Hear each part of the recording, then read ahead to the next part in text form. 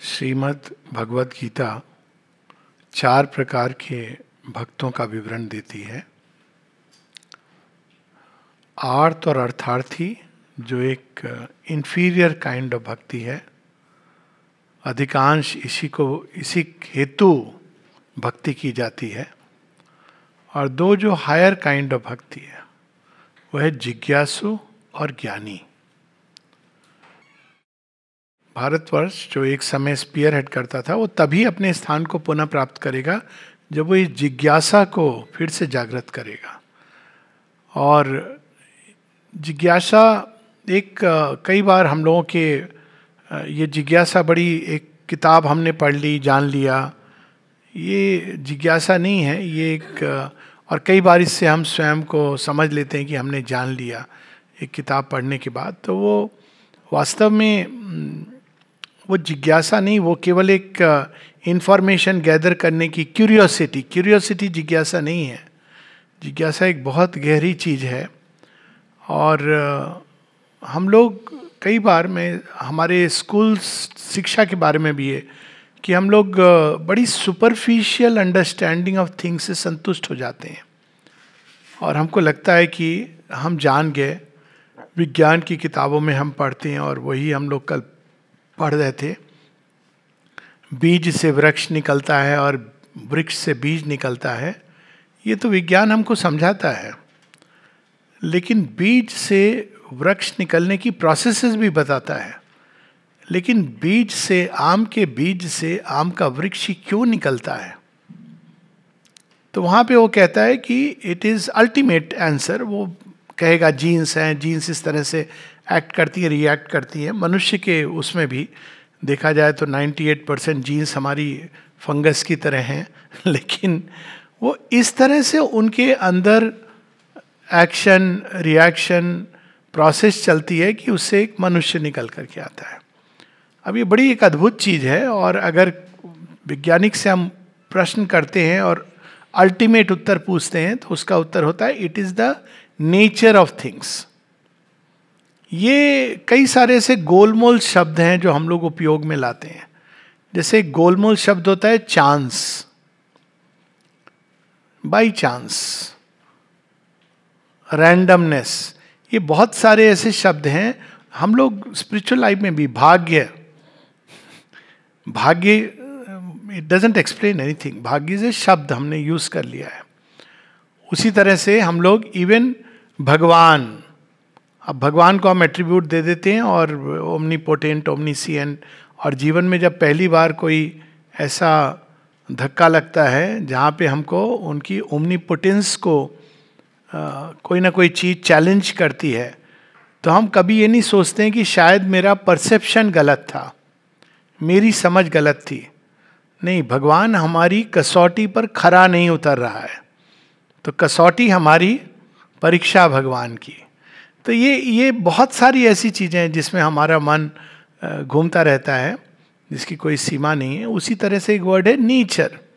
कई वैज्ञानिक ये नेचर है, तो नेचर क्या है?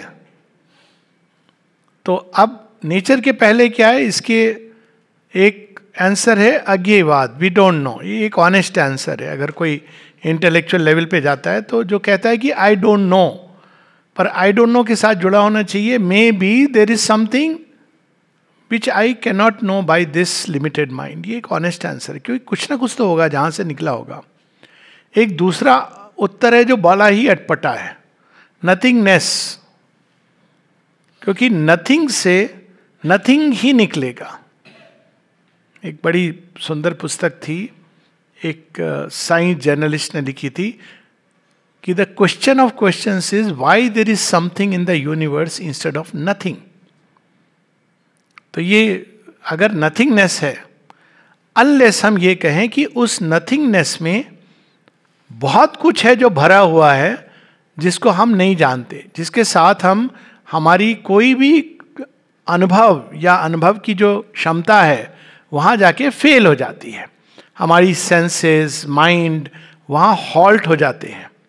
तो इसलिए हम कहते हैं नथिंग, क्योंकि कोई भी चीज़ हमारे कॉग्निटिव एक्सपीरियंस से कॉरेस्पॉन्ड नहीं करती। कई बार हम लोग इस तरह भी, इसका एक छोटा उदाहरण ले लें, कि अगर कमरे में हम आए और किसी ने, कोई नहीं है मान लीजिए बैठा हुआ है, और पूछा कि भाई कमरे में है कोई, तो हम कहते कोई नहीं है। अब ये हमारी सीमा है हमने ऐसा नहीं कि पूरा देखा टटोला एक एक कोना, कहाँ कहाँ क्या क्या चीज़ रखी हुई है, छिपी हुई है, देयर इज़ नथिंग। अब अक्सर लोग कहते हैं कि देयर इज़ डिवाइन प्रेजेंस, तो ये कैसे है, ये दोनों में तालमेल? तो ये कारण ये है कि हमारी जितनी भी इंद्रियों की क्षमता है वो उस डिवाइन प्रेजेंस को नहीं देख पाती, ये हमारी सीमा है। और डिवाइन की समस्या कुछ और है। समस्या यह कि he who is present in everything wants to be seen, heard, felt, known. क्योंकि ऐसा नहीं कि वो छुपे रहना चाहते हैं, ये इटर्नल छुपन छुपाई का खेल नहीं है। और आप देखें वो जो ये बेस्ट खेल जो बचपन में बच्चे पसंद करते थे, हाइड एंड सीक, उसमें भी जो छिपा होता है ना, वो उसको मज़ा नहीं आता अगर वो छिपा ही रहे, तो बीच में निकलता है, कोई हिंट देता है। तो भगवान भी हमें हिंट देते हैं, वो छिपे हैं, और इन हिंट्स के द्वारा धीरे धीरे धीरे हमारे अंदर कहीं ना कहीं, अच्छा वो शायद उस तरफ है, फिर वो छुप, अच्छा नहीं उधर हैं, बाद में उसको पता चलता है कि actually he can change his position at will. अब आप धीरे धीरे बड़े अलर्ट हो जाते हो, और finally you are able to catch with the little whisper. तो उसी तरह से ये जीवन एक लंबी तैयारी के बाद हम सक्षम होते हैं उस प्रेजेंस को अनुभव करने के लिए जो सर्वव्यापी है और सर्वत्र है। लेकिन उससे भी पहले, ये सारी चीज़ें दिव्य जीवन में श्री अरविंद उत्तर देते हैं, उससे भी पहले एक प्रश्न यही उठता है कि अगर वो अनंत है, एक पॉसिबिलिटी है देयर इज नथिंग, दूसरा he is infinite, he is everything, हर चीज के अंदर है। तो अगर वो इन्फिनिट हैं, इनडिटर्मिनेबल हैं, जिनको हम नहीं जान सकते, इनडिटर्मिनेबल, जिनके किसी भी हम जैसे ही कहते हैं कि वो ये हैं तो वो चले गए, क्योंकि हम उनको लिमिट नहीं कर सकते, ना नेति नेति से लिमिट कर सकते, ना इति इति से लिमिट कर सकते हैं, क्योंकि ये सब मेंटल कंसेप्शंस है। तो जैसे ही हम उनको डिफाइन करते हैं, किसी माता जी से एक बार किसी ने पूछा, मदर व्हाट इज ट्रूथ, तो माँ कहती है you can not define it. जैसे ही हम डिफाइन करते हैं तो वो एस्केप कर जाता है। तो फिर mother how to know it, if you are sincere you will know it, it will reveal itself to you. यही सारी श्रुति कहती है, यम वेश व्रणुते तेन लभ्यस्तस्ये आत्मा भी व्रणुतम ते तनुस्वाम। वो है, इवन जब हम कहते हैं वो नहीं है, ये भी एक एस्पेक्ट है, तो वो इनडिटर्मिनेबल है। यहाँ पर जो चैप्टर हम पढ़ने वाले पार्ट 2 में, बुक 2 में, इनडिटर्मिनेबल, उसको किसी भी मानवीय भाषा या फैकल्टी से हम डिटरमाइन नहीं कर सकते हैं, हम ये नहीं फिक्स नहीं कर सकते, वो ऐसा ही है, ऐसा ही करेगा। और इसीलिए हम यूनिवर्स के कॉन्ट्राडिक्शन को नहीं समझ पाते, क्योंकि हमने हर चीज के लिए, माइंड ऐसे ऑपरेट करता है ना, फिक्स किया हुआ है। और जब कोई चीज फिक्स नहीं रहती है, इन्फिनिट प्लास्टिसिटी से एक्ट करती है। देखा जाए तो अगर डिवाइन के एक्शन को इन्फिनिट प्लास्टिसिटी और फ्रीडम से काम करती है, वो अगर हमारे धारणाओं के अनुसार काम करे तो it will not be God any more, we will be God. हमारे कंसेप्शंस, फिक्स्ड नोशंस, कभी कभी वो उसमें बंध के आ जाती है, ये उसकी ग्रेटनेस है, लेकिन कोई जरूरी नहीं कि वो उसमें सीमित है, उसने स्वयं को सीमित किया है। तो आप नेक्स्ट एस्पेक्ट हम देखते हैं, एक और वो इनडिटर्मिनेबल है, दूसरी ओर वो स्वयं को सीमित करना भी जानता है, ये दूसरी कैपेसिटी है। और इसको मानवीय रूप में भी हम लोग देख सकते हैं। कोई बच्चा कभी माँ के हृदय को समझ पाए, फिजिकल मदर की बात कर रहा हूँ मैं, नहीं समझ पाता है, ये फैक्ट है। लेकिन बच्चे के कभी कभी कंसेप्शन में, सीमा में माँ उतरती है। कैसे? जब बच्चा इंसिस्ट करता है मुझे मैगी नूडल्स चाहिए, माँ ने तैयारी की है, बड़ी अच्छे हेल्थी ब्रेकफास्ट की, ऑर्गेनिक, ये सब लेकर के आई है, बच्चा इंसिस्ट कर रहा है मैगी नूडल। अगर वो मैगी नहीं बनाएगी तो तुम कैसी मम्मी हो? तो माँ क्या करती? मैगी नूडल्स बना के दे देती है। तो बच्चे के लिए कौन हो गई मम्मी? बड़ी अच्छी। Why? Because he provides you with Maggi noodles. लेकिन वो ये नहीं समझ पाया कि ये माँ ने अपने हृदय पर एक पत्थर रख के बनाया है। She has come within the limits of our conception, understanding of mother's love. But mother's love is far greater than that. ये एक उदाहरण है, और ऐसे कई उदाहरण है जीवन में जहां हम लिमिट करते हैं. इवन मनुष्य भी हर बार हम लिमिट करते हैं स्वयं को. तो वो कैपेसिटी जिससे इनडिटर्मिनेबल, अपने को सीमित कर देता है, उसको हम लोगों ने जो पहले पढ़ा, दैट इज माया, डिवाइन माया. लेकिन वो लिमिट करता है अपनी स्वेच्छा से. वो चाहे तो ऐसे लिमिट करे, चाहे तो ना करे. जब वो कर देता है हमारे सीमाओं में लिमिट, तो वो एक प्रकार का प्रेम है, और जब वो नहीं करता है तो दूसरे प्रकार का प्रेम है. एक लाइन है सावित्री में, heaven's wiser love rejects the mortal's prayer. क्यों? क्योंकि जब उसने लिमिट कर दिया तो हमको बड़ी खुशी होती. देखो भगवान ने, अक्सर लोग कहते हैं ना, भगवान ने हमारी बात सुन ली, हमारा काम पूरा हो गया. फिर भगवान थोड़े समय बाद, इससे ह्यूमन वे ऑफ सेइंग, कहता है अब तुम यही वाला खेल खेलते रहोगे किंडरगार्टन का. अच्छा अभी मैं नहीं सुनूंगा, अब देखता हूं. अब क्या होता है, आधे लोग चले जाते हैं. ये वाला भगवान नहीं, दूसरे वाला ढूंढेंगे जो मिरेकल करने वाला भगवान है. लेकिन कुछ लोग होते हैं, कहते तुम तो पहले पूरे कर देते थे, अब क्यों नहीं कर रहे हो, चक्कर क्या है. ये पांडिचेरी में कई लोगों ने अनुभव किया है. शुरू में जाते हैं, मैं तो ऐसे, आपने, अरे यहाँ छोले नहीं, उस दिन डाइनिंग रूम में छोले मिलेंगे, इत्यादि इत्यादि. ऐसा लगता था कि बस भगवान आपकी ही प्रार्थना सुनने को बैठे हैं. फिर बाद में आपको जो चाहिए वही आपको डिनाई किया जाएगा. जब ऐसा शुरू हो जाए जीवन में खेल कि आप जो डिजायर करते हो वही डिनाई कर दिया जाए, तब समझना यस टेकन अस सीरियसली. अब भगवान असल खेल, माने अब वो कह रहा है कि किंडरगार्टन और प्राइमरी स्कूलिंग हो गई, कम टू हायर सेकेंडरी, अब वो सीरियस गेम शुरू हो गया है. तो वो अपनी स्वेच्छा से लिमिट करता है, अपनी स्वेच्छा से वो डिनाई करता है, अपनी ही स्वेच्छा से स्वयं को भी डिनाई कर सकता है. This is the degree of freedom. उसकी फ्रीडम को हम किसी तरह से लिमिट नहीं कर सकते. इसीलिए कई लोग ये प्रश्न करते हैं, how can God take birth, अवतार के बारे में. तो मेरा तो एक सिंपल प्रश्न होता है, you mean God is limited? नहीं नहीं, who said so, but you are saying is limited. He can not do something. If he wants to take birth, who can deny him the right.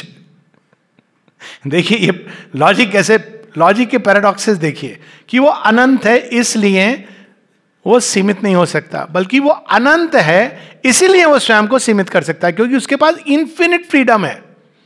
वो किसी मानवीय संभावना से बंधा नहीं है. That is the Joy and beauty of the infinite.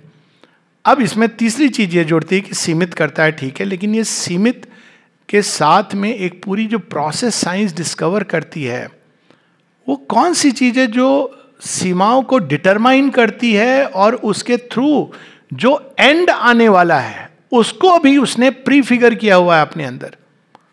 थोड़ा सा इसका हिंट हुआ था कि एक चेतना की अवस्था है जब काल और देश जो सीमाओं के अंदर खेल, ओरिजिनल सीमा कौन सी है, स्पेस और टाइम की. पर अगर हम स्पेस और टाइम पे कंटेम्पलेट भी करें तो लगता है कि इसकी सच में सीमा है क्या.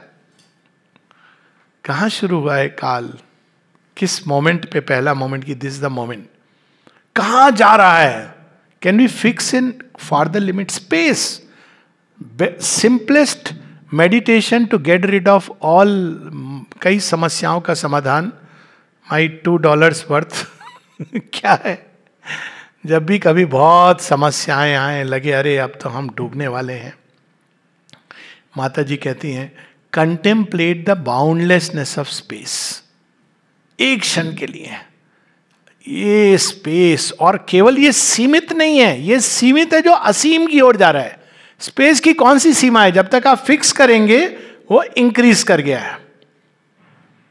800 billion light years, next moment the stars have expanded, वो तो एक्सपैंड कर रहा है, तो वो खत्म हो गई. वो सीमा तोड़ता हुआ कहां लांघता हुआ किधर जा रहा है. Boundlessness of space. Contemplate the endlessness of time. कब शुरू हुआ, हम लोगों का गेम कब शुरू हुआ और कहाँ जा रहा है. जब ये हम सोचते हैं तो ये लगता है ये इतनी कठिनाई, ये तो एक क्षण है, यूं निकल जाएगी. तो this is one way to look at things. तो ये जब हम देखते हैं कि स्पेस टाइम जहाँ से निकले और उसके बाद उसमें होने वाली घटनाएं, उनके अंदर एक डिटर्मिनेशन जो देखते हैं।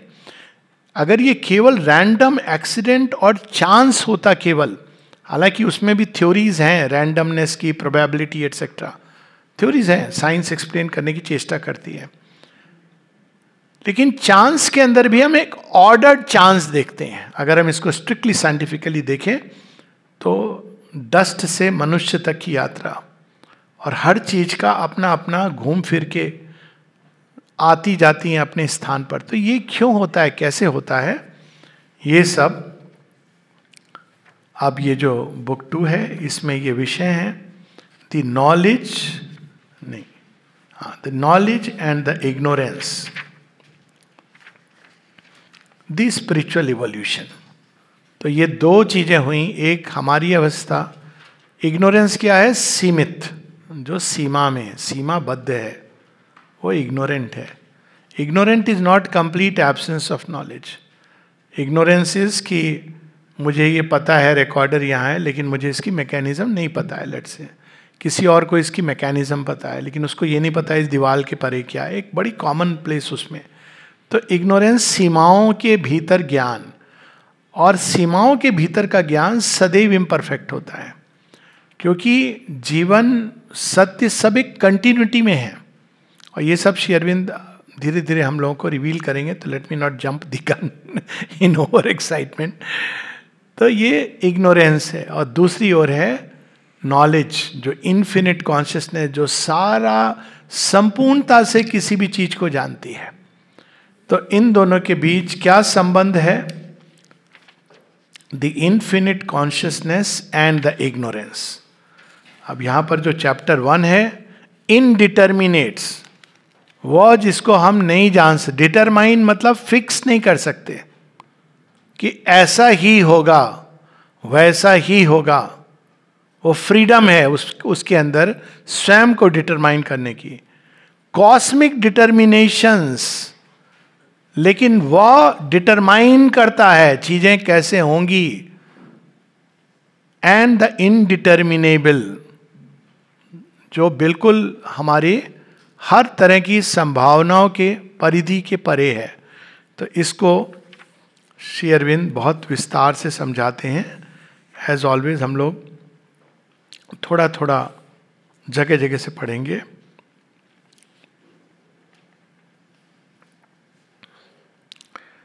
Page 314,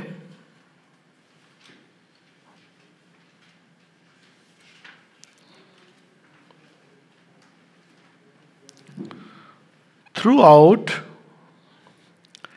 there is the constant rule of a general sameness in the original determinate, and subject to this substantial sameness of basic substance and nature, a profuse variation in the generic and individual determinates. Sameness क्या हुई matter में, atoms.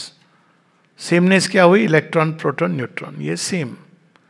लेकिन इनके आधार पर कितने elements जो मूल तत्व हैं, जिनके संयोजन से और स्ट्रक्चर्स बनते हैं, so they become the variations. Biologically हम देखें, जो सेमनेस है सेल, पहली सेल, और उसी को वेरी कर करके बेसिक स्ट्रक्चर वही है, एक स्ट्रैंड ऑफ डीएनए या आरएनए जैसे भी हम कहें, लेकिन वहां से वो वेरी कर करके कितने प्रकार के जीनस स्पेसीज प्लांट्स के निकलते हैं। A necessity of immutable sameness at the base of free and unaccountable variations on the surface seems to be the law, but who or what necessitates or determines, ये समस्या है। ये तो हमने देख लिया कि वही है। अब देखिए, अब देखा जाए तो इट इज सो अमेजिंग। थोड़ा सा इलेक्ट्रॉन प्रोटॉन के नंबर बदल के बाहरी ऑर्बिट और अंदर में आप इतना डिफरेंस ले आते हैं चीजों के अंदर। तब लोहे के अंदर, सोने के अंदर, प्लेटिनम के अंदर, इट्स जस्ट माइंड बॉगलिंग। कई बार तो बड़ा अजीब नेचर कई सिंबल्स भी थ्रो करता है। कोयला और हीरा, बेसिक स्ट्रक्चर सेम है उनका, बस वो एक रिवर्स इमेज हो जाती है, उसके चलते चीज का पूरा एकदम प्रॉपर्टी बदल जाती है।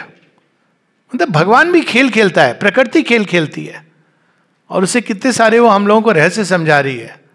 बहुत गहरे नहीं जाओगे, थोड़ा सा ताप ही बस सहने के लिए तैयार हो तो कोयला बनोगे, और वही कोयला अगर बहुत समय तक एकदम धरती के गहरे गर्भ में जाकर ताप को सहता है तो हीरा बन जाता है। तो इट इज वेरी इंटरेस्टिंग कि how a slight change create such a big difference. तो ये कौन सी शक्ति है जो ये इसको डिटरमाइन करती है? Again we may use the word nature, but we have already said कि nature is as good as saying god और वट एवर, मतलब कोई भी टर्म हम यूज कर सकते हैं, it is a term. What is the rationale of the determination? What is the original truth or its significance? इसका कोई प्रयोजन नहीं है, बस ऐसे रैंडमली हो रहा है। What compels or impels this exuberant play of varying possibilities which seem to have no aim or meaning unless it be the beauty or delight of creation? कीचड़ के अंदर से कमल उग जाता है। Random movements of nature create the orchid and the rose. ये क्या जरूरत थी? इसकी क्या जरूरत थी? इतने सारे भिन्न भिन्न फूल, तितलियां, नाना प्रकार के पक्षी एक बना करके संतुष्टि नहीं की। जॉय ऑफ ब्यूटी से ये संसार भरा हुआ है, ब्यूटी एंड डिलाइट से, और इतने वैरायटी के।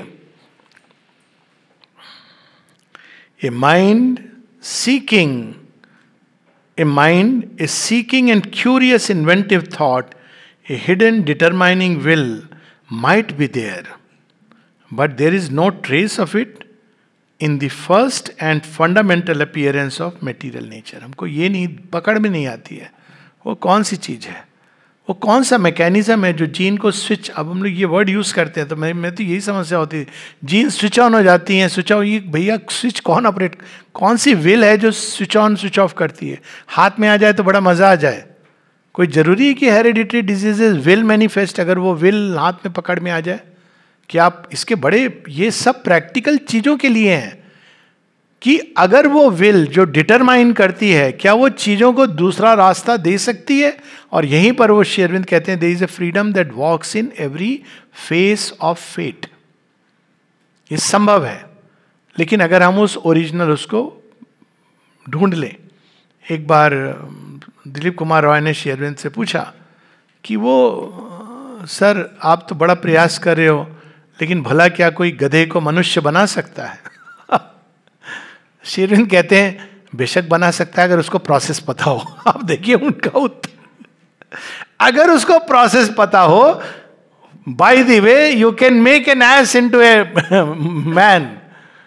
It's a different thing that the process has to be discovered. अब ये इसलिए जरूरी है ये चीजें जानना, नहीं तो हम लोग इसमें कि भाई भगवान कर रहे हैं, आप कुछ नहीं कर सकते, ये जैसे हैं चीजें वैसी हैं।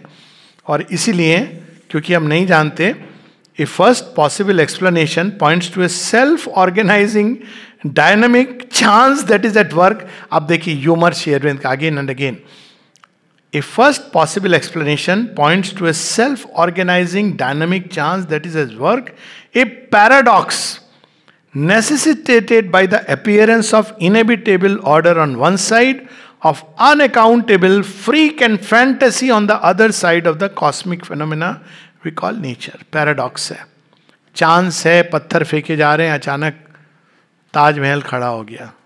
हाँ भाई, आप वैज्ञानिक हो, कहते हो तो ऐसे ही हुआ होगा। रैंडमली थ्रो कर रहे थे स्टोन्स।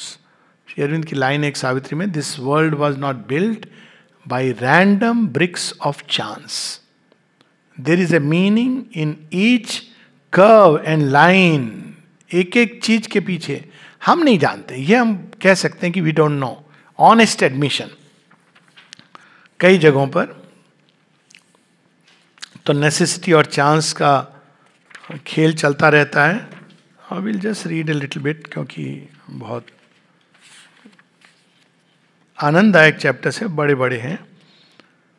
तो यहां पर we come back to the supermind. अब ये इसलिए जरूरी है, बार बार श्री अरविंद सुपर माइंड की बात क्यों करते हैं, सच्चिदानंद की सीधा बात क्यों नहीं करते हैं?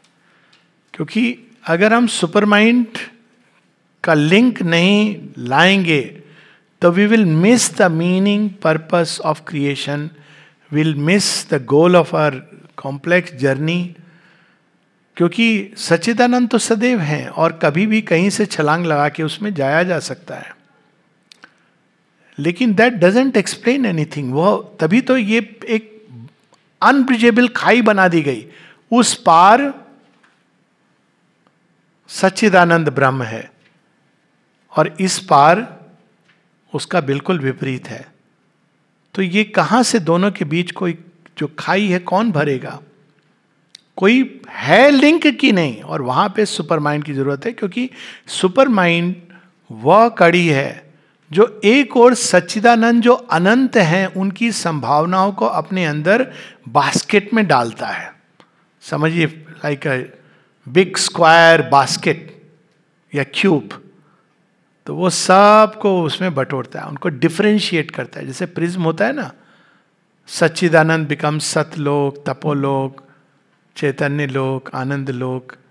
फिर वो उनमें से संभावनाएं सारी निकाल करके प्रज्ञा के अंदर ये सारी संभावनाएं जो आगे रिलीज करती हैं एक पर्टिकुलर युग के लिए.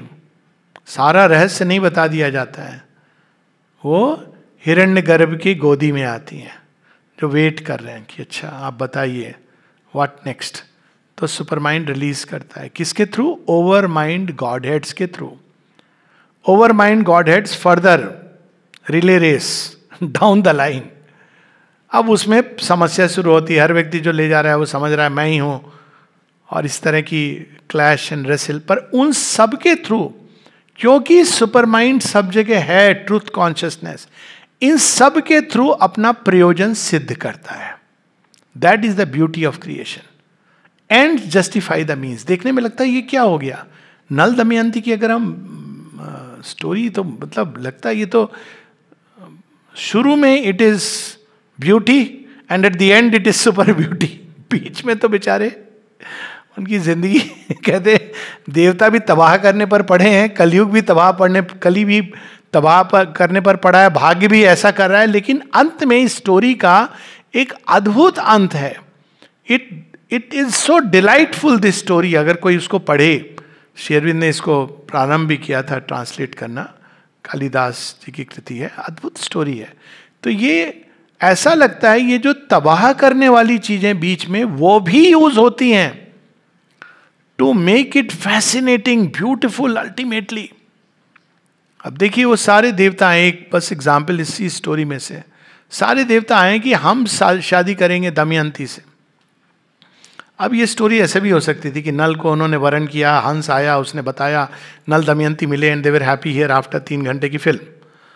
लेकिन ऐसा नहीं होता है. रास्ते में देवता मिलते हैं. Look at the Joy and irony of the play. देवता कहते हैं, नल मिलता है देवताओं को, कहते हैं कहाँ जा रहे हो, तो कहते दमयंती के विवाह में. कहता नहीं कि मैं ही हूँ शूटर. तो वो कहते हैं अच्छा हमारा एक काम करो. तो देवताओं का कैसे रिफ्यूज कर सकते हैं. जाके दमयंती को कह दो हम लोग आ रहे हैं, हमें ही वरण करे. अब देखिए बेचारे की. अब ये जाके दमयंती को, अभी तो अब देवता कह रहे हैं where does a human being stand. तो दमयंती को कह देता है यू फॉरगेट अबाउट मी. अभी बड़े बड़े लोग आ रहे हैं. अब देखिए अब प्ले मिस्टीरियस होता जा रहा है. दमयंती से तुम चिंता नहीं करो, यू जस्ट कम. चला जाता है ये. अब जैसा नल ने रूप धरा है, सारे देवताओं ने वैसे ही रूप धरा है. अब सब ने ऐसी रूप धरा है, वैसी माला है, सब है. दमयंती के लिए क्या चैलेंज है. अब देखिए वो प्ले कितना अद्भुत है. First of all she has decided she will choose a mortal over the immortals. That makes her love so much more beautiful. फिर बुद्धि लगाती युक्ति. जो विदूषक है वो भी इस तरह से वो एक ही श्लोक से सबको इंट्रोड्यूस करता है, because they are all look likes. पर स्ट्रेस ऑफ साउंड से वो कन्वे कर देता है ये अग्नि देवता ये. और फिर उनमें भी जब वो देखती कहती ये तो फूल इनके मुरझा नहीं रहे हैं देवताओं के, माला इनकी तो छाया भी नहीं दिख रही है, तो ये नहीं चाहिए मुझे, ये तो मैनेक्विंस है.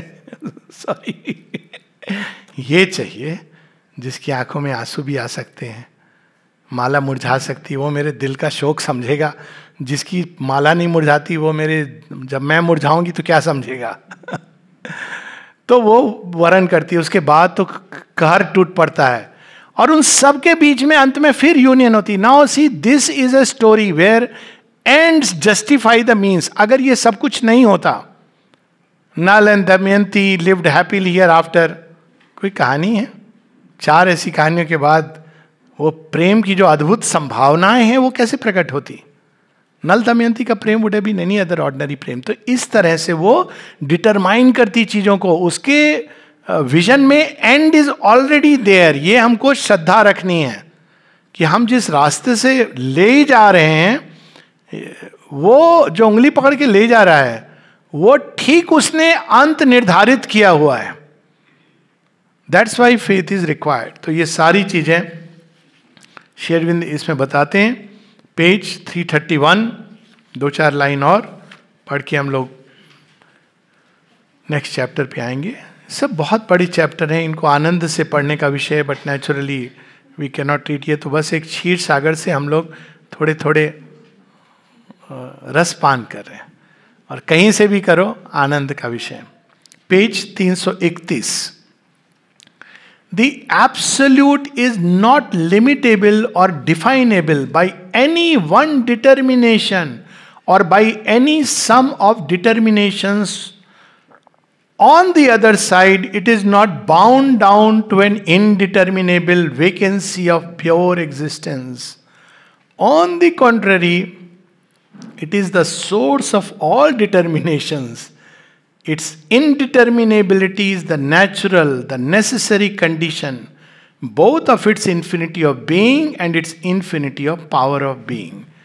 क्योंकि वो किसी चीज से डिटाइल. एक एग्जाम्पल ले लें हम लोग, बड़ा सुंदर सेंटेंस है. अगर कोई किसी एक व्यक्ति के, अब मेरे से कोई पूछे ये क्या है? आपकी उंगली है, मेरी उंगली है, ये आप हैं. अब मैं क्या कहूँगा? मैं ये हूं भी और मैं ये नहीं भी हूं. मैं हूं, इस उंगली में भी मैं हूं. ये भगवत गीता से, God is in all, but हम उस ऑब्जेक्ट को ये नहीं कह सकते कि दिस इज गॉड. ये डिटर्मिनेबिलिटी की समस्या है. भगवान गाय में भी हैं, हाथी में भी हैं, पत्थर के अंदर भी हैं, और कंचन के अंदर भी हैं. गीता कहती है ना, समालोष्ट कांचना, गाव हस्तिनी. ये सत्य है. लेकिन क्या हम केवल गाय को पकड़ लें या हाथी को पकड़ लें और कहें यही भगवान है? भगवान उसमें है, पर भगवान को आप इस सीमा में बद्ध नहीं कर सकते हैं. वो वी माइट एज वेल से गॉड इज इन एवरीथिंग. तो ये फर्क होता है. This is my finger, in a certain sense it is me, but equally अगर आप ये कहेंगे तुम यही हो ना, तो मैं कहूँ नहीं भाई, मैं इससे कहीं अच्छा, तुम अपनी उंगलियां, हाथ, पांव सब मिला करके तुम हो. नहीं भाई प्लीज, मुझे एक ट्रांजिस्टर के पार्ट्स की तरह असेंबल मत कर दीजिए. तो फिर और क्या हो तुम मन हो, तुम्हारे विचार नहीं भाई, मेरे अंदर कुछ और भी फीलिंग्स होंगी, हाँ, विल होगी. ये सब के बाद भी अगर ये सब भी नहीं है, जब मेरे अंदर कोई स्पंदन नहीं हो रहा है, ना कोई भाव उठ रहा है, ना कोई विचार आ रहे हैं, ना कोई संकल्प, एफर्ट, चेष्टा, कुछ नहीं आ रहा, और कोई कहे अच्छा तो अब आप नहीं हो, मैं कहूँगा मैं हूँ. अब देखिए, इससे बड़े प्रैक्टिकल कंक्लूजन्स होते हैं. भारतवर्ष के लिए जो सनातन धर्म को अच्छे से समझते हैं, there is nothing like coma is not equivalent to dead. अब ये हम लोग समझ रहे हैं एक्सपेरिमेंट करके. कोमा में भी वो है, और आप चाहें तो कम्युनिकेट कर सकते हैं इन इंद्रियों के द्वारा नहीं. There are other ways and means. ये मैंने खुद भी किया हुआ है, इसलिए I know this by direct experience. ये देखिए, इसके प्रैक्टिकल कंक्लूजन्स हैं कि कोमा हमारे लिए केवल वही. इसी से ये प्रारंभ होती है भारत और वेस्टर्न देश की जो बेसिक डिफरेंस है. रेने देकार्ते क्या कहता है? I think therefore I am. और भारतवर्ष में क्या कहते हैं? I am therefore I think. और श्री अरविंद इसको किस लेवल पर ले जाते हैं? वेदर आई लिव और डाई आई एम. तो ये दिस इज द डिफरेंस. इनडिटर्मिनेबिलिटी, लेकिन वही डिटरमाइन कर रहा है ये सब, ये मेरी उंगली है सर। लेकिन अगर आप कहेंगे कि मैं केवल ये हूं, तो वो सच नहीं। You can't fix me by any और even some of all this, पर इस सब के अंदर मैं हूं। तो ये एक जस्ट एज एन एग्जाम्पल। तो जो डिटरमाइन करता है वो तो पहले भी उन्होंने बता दिया है, सुपर माइंड है, क्योंकि सुपर माइंड के अंदर हर चीज का सीक्रेट ट्रूथ है। और इसीलिए अगर संसार की अव्यवस्था को ठीक करना है, वही कल ऋतचित की बात हो रही थी, तो we have to go back to the supermind, there is no other way. Without supermind आप ये कह सकते हैं कि ये जैसा है वैसा चलेगा, लेकिन सच्चिदानंद है, मैं तो बस चला, भज गोविंदम भज गोविंदम भज गोविंदम मूढ़मते, पुनरपि जननी जठरे शयनम पुनरपि जन्मम पुनरपि मरणम, ये कह सकते हैं। लेकिन फिर ये जैसा है वैसा रहेगा, क्योंकि आपने ओरिजिनल जो डिटरमाइनिंग पावर है डिवाइन की, वो नहीं हम जानते। तो इसलिए श्री अरविंद इतना एम्फेसिस दे रहे हैं इस पर। सुपर माइंड ऑल्सो इज सच्चिदानंद, उन्हीं का वो एस्पेक्ट है, लेकिन वो सच्चिदानंद की क्रिएटिव पावर है जो ट्रूथ कॉन्शियसनेस के आधार पर क्रिएट करती है। It is the original creator. वहां ना केवल ब्लूप्रिंट है, सारी कहानी है। और वो केवल कहानी नहीं है, पावर है जो उस कहानी के ही अनुसार अल्टीमेटली ले जा रही है हमको। लेकिन हम वो स्क्रिप्ट नहीं जानते, यही डिफरेंस है। श्री अरविंद वो स्क्रिप्ट जान गए हैं, क्योंकि वो उस क्षेत्र में प्रवेश करते हैं। सावित्री में बुक 1 कैंटो 5 में इसका वर्णन है, ही स्टेप्ड इनटू दैट प्लेस जहां पे आप ब्रेथ के साथ और हार्ट बीट के साथ नहीं जा सकते। वहां वो जाते हैं और वो पढ़ लेते हैं God's covenant with the night. ये सब क्यों है, कैसे है? अब वो अपना कृपा प्रसाद है, तपस्या का प्रसाद हम लोगों को दे रहे हैं। हम लोगों की समस्या क्या है, हम प्रसाद एनालाइज कर रहे हैं।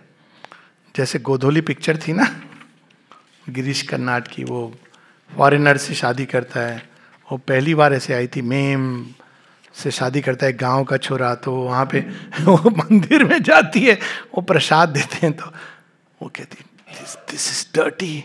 अब उसको तो यही लग रहा है कि वो हाथ में आ गया वो दही और ये सब हाइजीनिक है कि नहीं। तो गिरीश कर्नाड कहता है क्वाइटली टेक इट ये हाइजीन का तुम्हारे एनालिसिस का विषय नहीं है, ये प्रसाद है। ये दोनों की मानसिकता में जो अंतर है कि हम उसके पीछे छिपी, हालांकि वो पिक्चर थोड़ी वो वोक कल्चर का टच है उसके अंदर, लेकिन हम चीज़ों को वो देखते हैं जो बाहर से स्पष्ट नहीं होती हैं।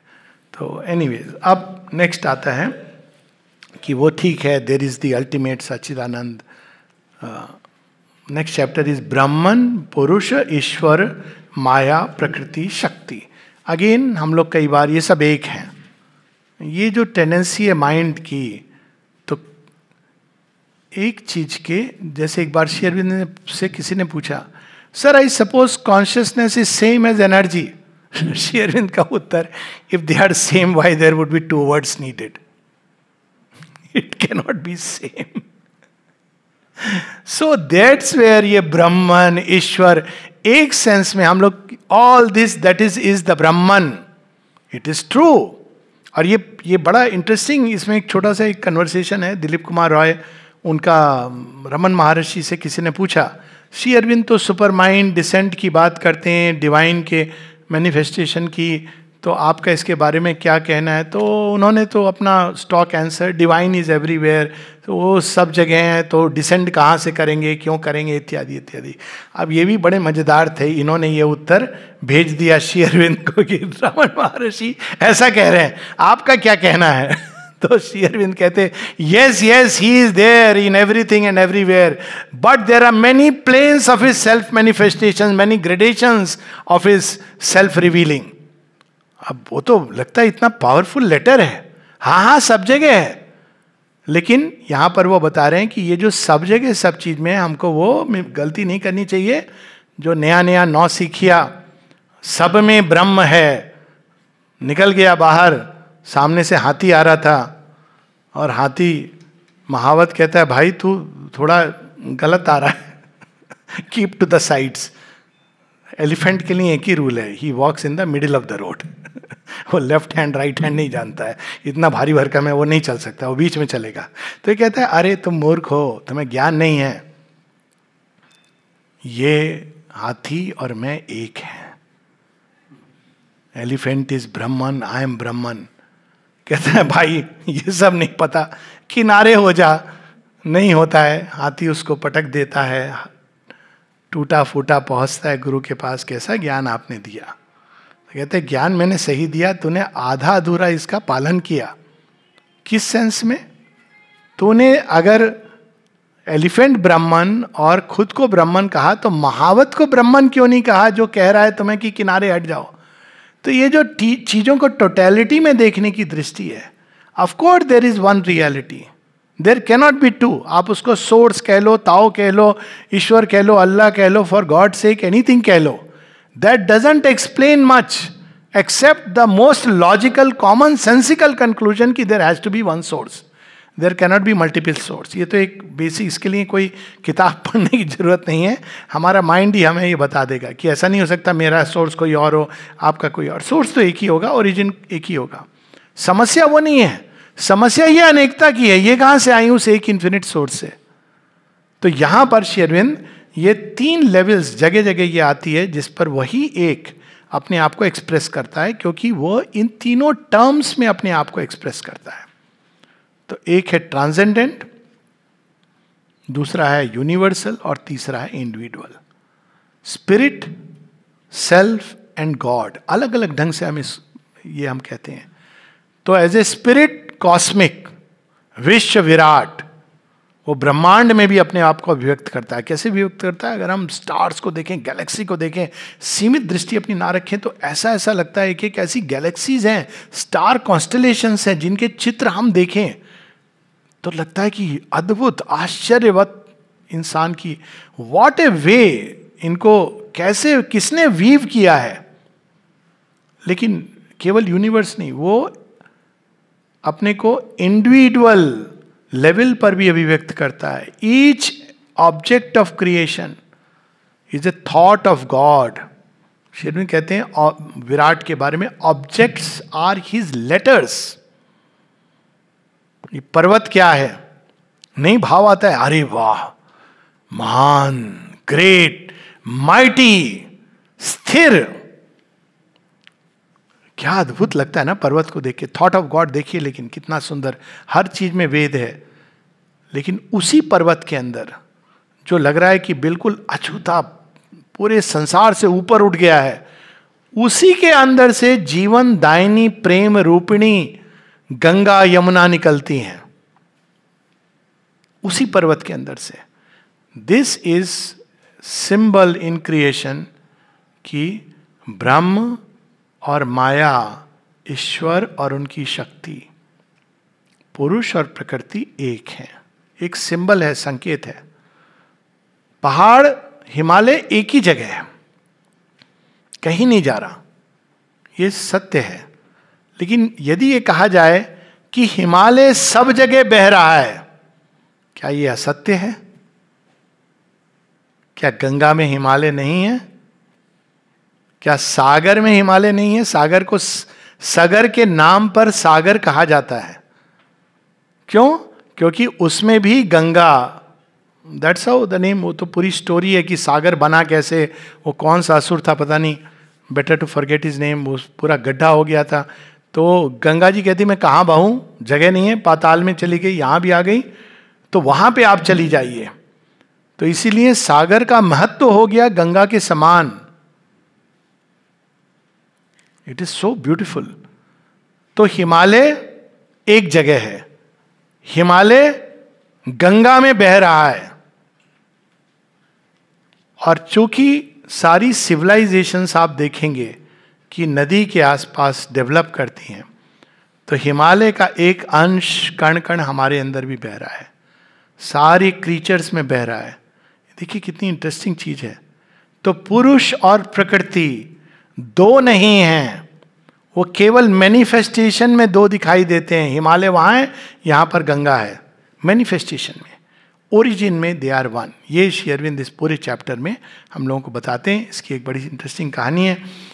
ये दो पॉइजेस हैं एक ही के। अब क्योंकि सांख्य में ये भेद किया गया कि पुरुष के इंटेलिजेंस से प्रकृति प्रकाशित हो रही है इत्यादि इत्यादि, तो इसलिए ये आवश्यक है इसको जानना, क्योंकि नहीं तो हम लोगों ने बड़ा एकदम कट कर दिया, ये प्रकृति, ये तो छलना है, माया है, मोह है, इसको त्यागो।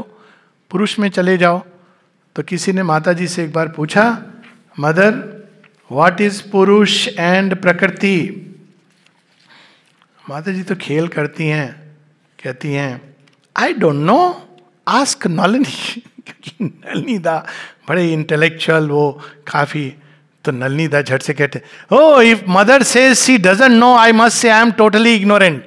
ये नलिनी दा का एक हल्का सा टेस्ट हो रहा था नलिनी दा के साथ। नलिनी दा कहते हैं, माँ कई बार मेरे साथ ऐसे खेल करती थी ताकि मुझे इंटेलेक्ट का अभिमान ना हो जाए, तो she used to do that. तब फिर माँ बताती हैं, I know they say like that, but there are two modes of working of the one reality. There cannot be two reality. जब, और इसको हम लोग अपने जीवन में समझ सकते हैं, जब हम बैठे हैं तो ये पुरुष एस्पेक्ट है, काउच पोटेटोस। इवन फिजिकल पुरुषों में ये टेंडेंसी रहती, पता नहीं नेचर ने कैसे बनाया है। अगर उनको कंपेल नहीं किया जाए काम करने को, सॉरी टू से, उनको बस बैठ के टीवी लगा के कोई सर्व करता, ये आई डोंट नो ये कैसे है। पुरुष तत्व आइडिया के वर्ल्ड में रहते हो अपने बड़े, क्या हो रहा है कर्नाटका इलेक्शन में, ईरान इराक, सारे चीजों में माने उनकी एक राय होती है, ओपिनियन। उनके ओपिनियन बोल पहले होते। प्रकृति कभी जा रही है किचन में, कभी जा रही है द्वार पे, कभी कहीं जा रही है, और वो प्रकृति ना हो तो पुरुष तो बिल्कुल वैसे ही बैठा रहेगा, है ना, मृत प्राय। तो प्रकृति उसको जीवित करती। It is the other way round. तंत्र में तो यही है कि इट इज शक्ति दैट मेक्स द शिव शव शिव, वो जो पुरुष हैं उनको पूरा एक्टिवेट कर देती है। तो वट एवर इट बी, यहाँ मूल चीज ये कि ब्रह्म और माया उन्हीं की माया है, ईश्वर की ही शक्ति है, और पुरुष प्रकृति ये केवल प्रैक्टिकल पर्पसेस के लिए ये डिस्टिंक्शन, जैसे डिवाइन एंड डिवाइन का आएगा, this distinction is only for practical purposes. ये सच है कि हम ये नहीं कह सकते कि गंगा में हिमालय तो हम पूरे वो ओवरकोट पहन करके जाएं कि हिमालय की, नहीं, प्रैक्टिकली इट इज वैलिड। ना हम ये कह सकते कि हम माउंट एवरेस्ट पर जाकर के वहां से पानी पी लेंगे, you can't. But the truth of things is that Himalaya and the Ganga in their essence are one. तो इस प्रकार से ये सब श्री अरविंद ये बताते हैं हम लोगों को। अब इसमें कहाँ से पढ़ा जाए?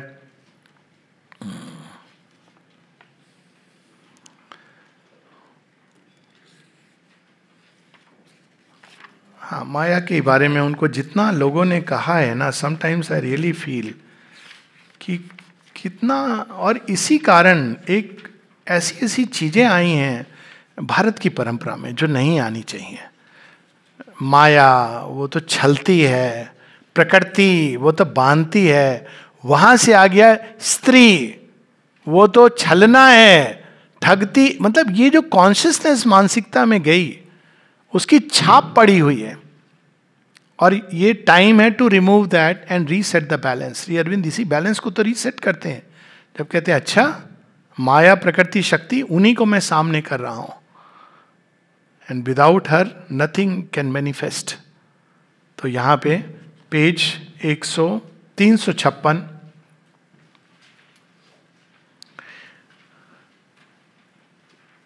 पैराग्राफ प्रारंभ होता है, this then is the logic of the way of universal being of Brahman and the basic working of the reason, the infinite intelligence of Maya.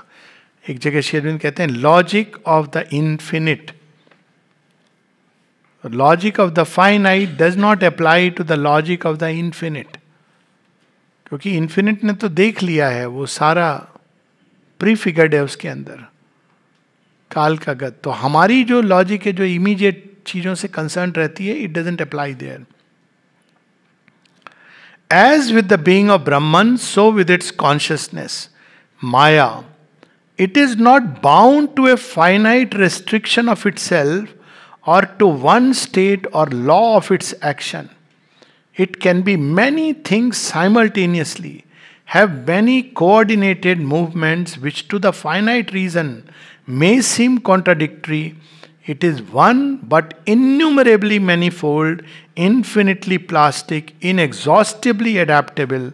Maya is the supreme and universal consciousness and force of the eternal and infinite. Page 356. And being by its very nature unbound and illimitable, it can put forth many states of consciousness at a time, many dispositions of its force, without ceasing to be the same consciousness force forever. अब we'll come to the practical aspect. तो हम लोग इसमें distinguish करते हैं, एक तो है जो हायर माया, लोअर माया, अविद्यामय, विद्यामय, एक और डिस्टिंक्शन होता है दैवी माया और आसुरी माया. तो आसुरी माया का प्रभाव क्या होता है? वो ट्विस्ट करती चीजों को.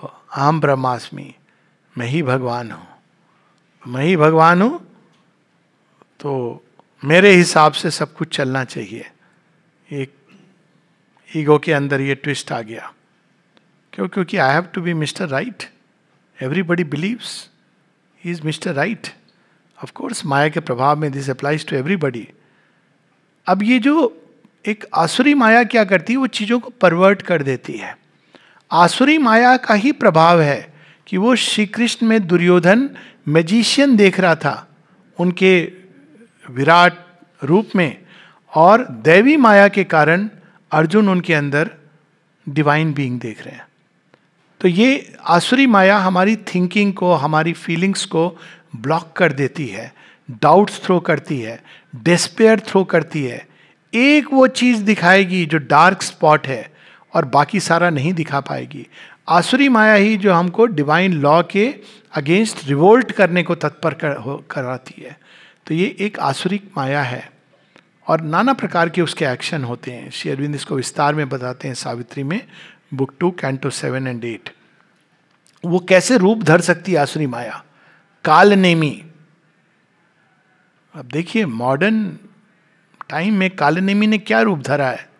वोक एक शब्द है जिसका अर्थ होना चाहिए आत्मा में जो जाग गया, अवेकेंड. अब उसी शब्द को एक थोड़ा, आई डोंट नो, कई लोग conversant with the woke culture. Anyways can Google search वोक.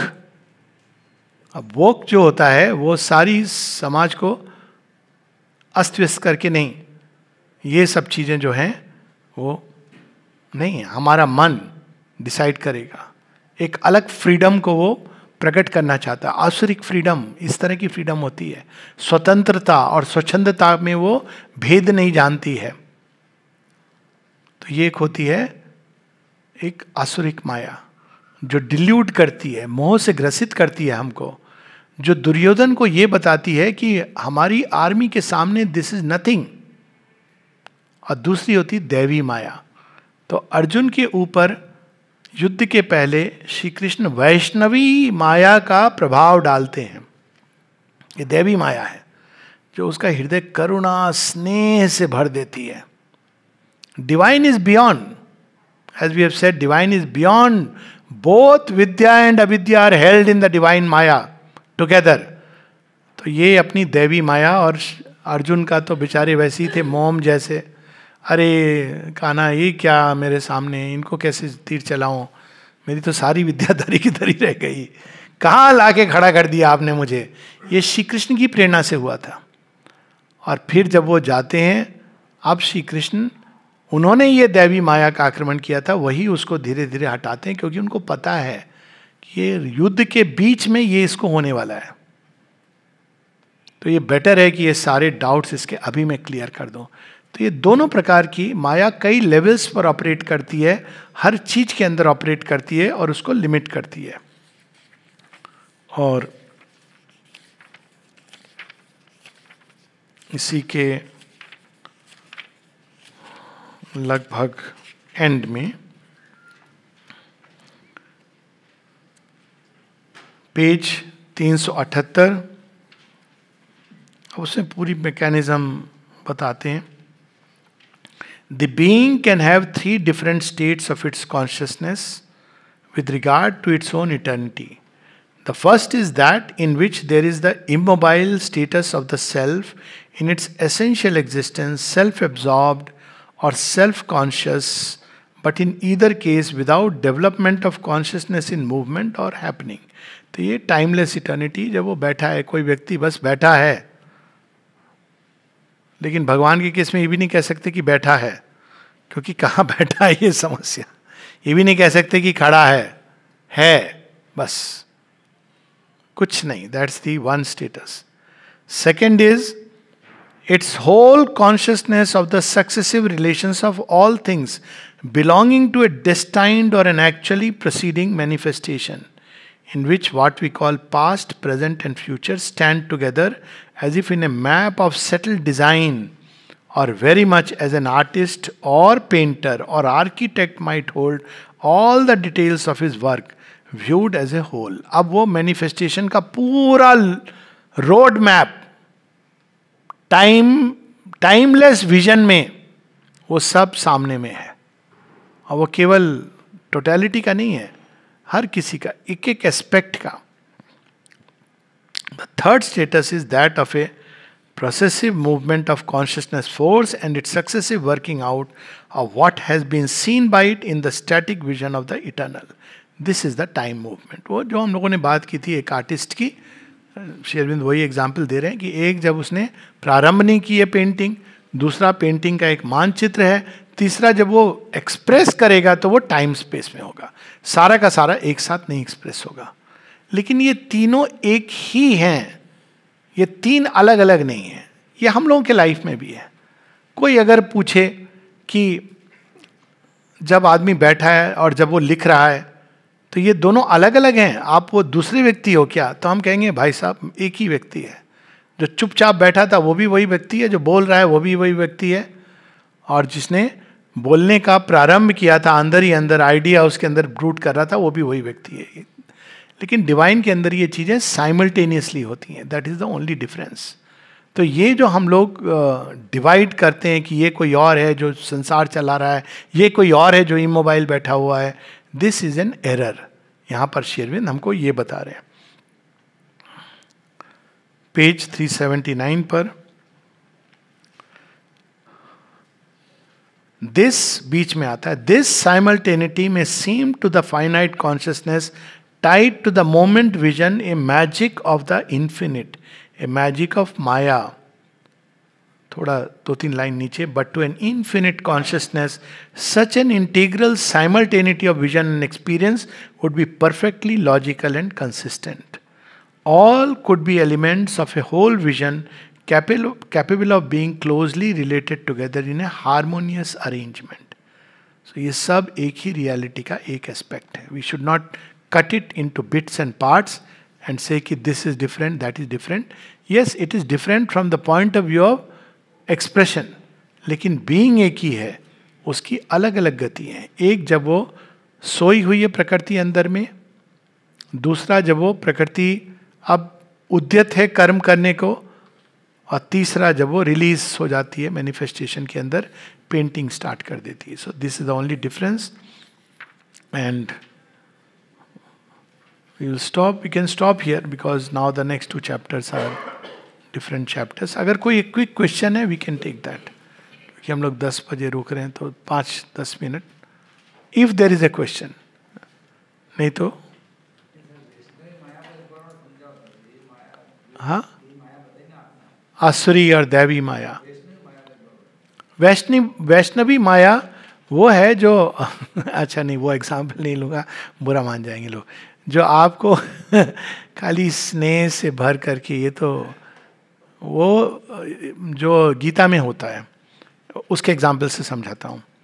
जब श्री कृष्ण खड़े होते हैं बैटल फील्ड पर काली का एस्पेक्ट धारण करके, और वो कहते हैं कि आप कौन हो, कहते हैं कालोस्मि लोक क्षयकृत प्रबद्धो, मैं ये सब का विनाश करने आया हूँ. तो ये उनका महासंहारक रूप. तो अर्जुन इसको बेयर नहीं कर पाते हैं, कहते हैं कृपा करके अपना वो चतुर्भुज मीठा मीठा स्वीट स्पीकिंग फॉर्म ले आइए.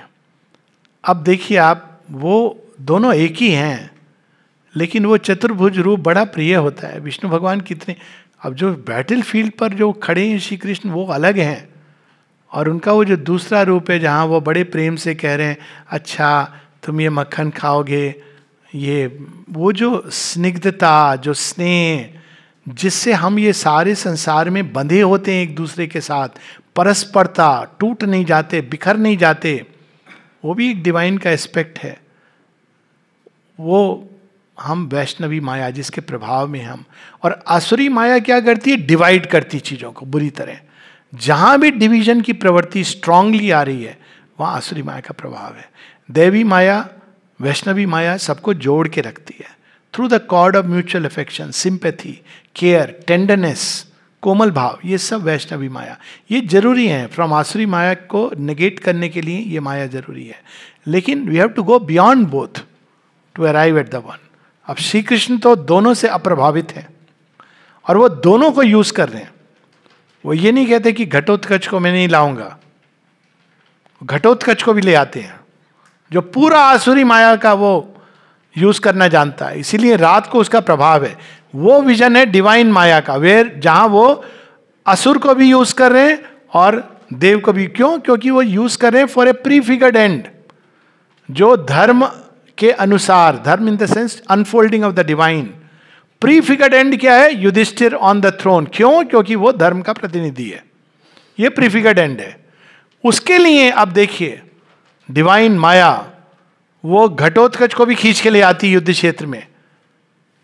श्री कृष्ण मना नहीं करते, नहीं नहीं ये राक्षस है, ये असुर है, इसको हम क्यों यूज करेंगे, नहीं, he uses him for the purpose, क्योंकि कर्ण की अमोघ शक्ति। तो इस प्रकार से वो दोनों को यूज करते हैं। लेकिन साधारण मनुष्यों के लिए आमतौर पर it is better to be under the influence of Vaishnavi Maya than the influence of Asuri Maya.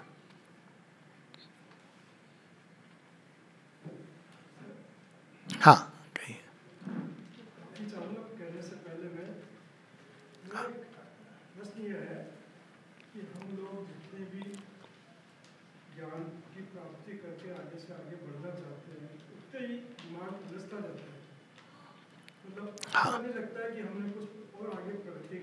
हाँ हाँ, बिल्कुल सही बात है। बैठिए, क्योंकि अब एक एक मन की तैयारी होती है उस अब जैसे क्या होता है प्रारंभ में, हर किसी का नहीं, मैं एक एग्जाम्पल ले रहा हूँ, it would not apply universally, पर अलग अलग स्टेजेस हैं ह्यूमन डेवलपमेंट के।